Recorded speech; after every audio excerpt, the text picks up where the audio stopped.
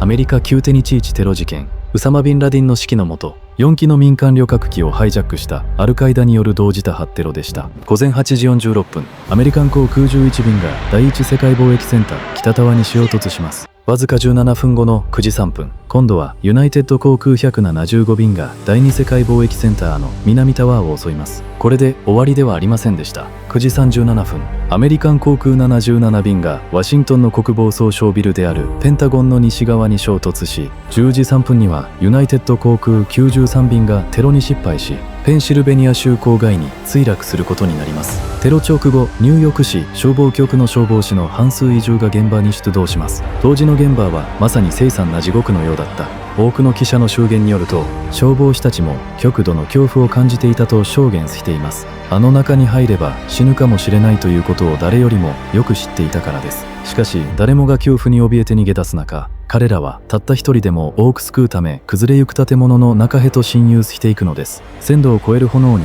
耐えきれなかった生存者たちが建物の外に身を投げ、人が地面に墜落する凄惨な音は消防士たちをパニックに陥れました。それでも彼らは歩みを止めませんでした。9時59分、ついに南タワーが崩壊します。建物内部にあった指揮本部はこれ以上の救助は不可能と判断し、北タワーの隊員たちに全員撤退の命令を下します。しかしほとんどの消防士はその命令を無視したまま黙々と救助を続けました。結局10時28分、北タワーまでもが崩れ落ち、現場にいた343人の消防隊員と救出が間に合わなかった数多くの市民が建物とともに運命を共にすることになります。そうしてアメリカの凄絶な復讐が始まります。午前9時4分、正月公訪問の日程をこなしていたジョージ・ブッシュ大統領の耳元に切迫した報告が伝えられます。アメリカが攻撃を受けています。多くの子供たちの前であったため、彼は止めて冷静さを保たなければなりませんでした。しかし教室の外に出た直後、事態の深刻さを把握したアメリカ政府は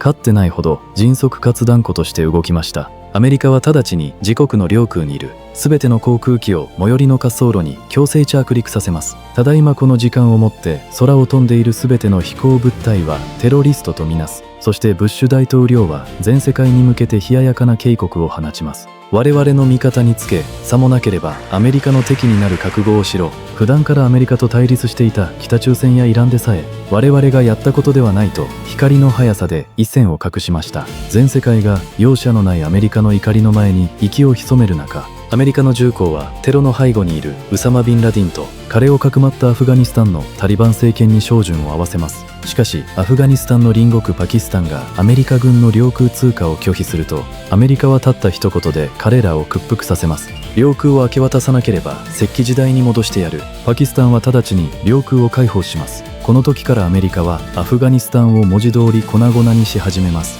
B-52爆撃機がテーマなく爆弾を注ぎ込み、地上には最精鋭の特殊部隊が投入されます。罪のない自国民3000人が犠牲になった状況。アメリカ軍の部隊員一人一人は極度の怒りで覚醒した状態でした。圧倒的な火力と復讐心で武装したアメリカ軍の猛烈な攻勢の前に敵はなすすべもなく崩れ落ちました。タリバン政権はわずかにヶ月で崩壊しましたが、州犯のウサマ・ビンラディンはすでに姿を消した後でした。CIA は実に10年間彼を追跡し、彼の側近たちを一人また一人と誠実に消し去っていきました。そして2010年、ついにパキスタンのアルカクレガニ・ビンラディンが潜伏しているという情報を獲得します。2011年5月1日、バラク・オバマ大統領の命令とともに歴史的な作戦が開始されます。作戦名ネプチューンスピア。アメリカの最精鋭特殊部隊ネイビーシールズチム6の隊員23人が暗闇に乗じて進駐しました。彼らは階を上りながら抵抗する全てのものを容赦なく射殺しました。そして最後に数多くの犠牲者を出した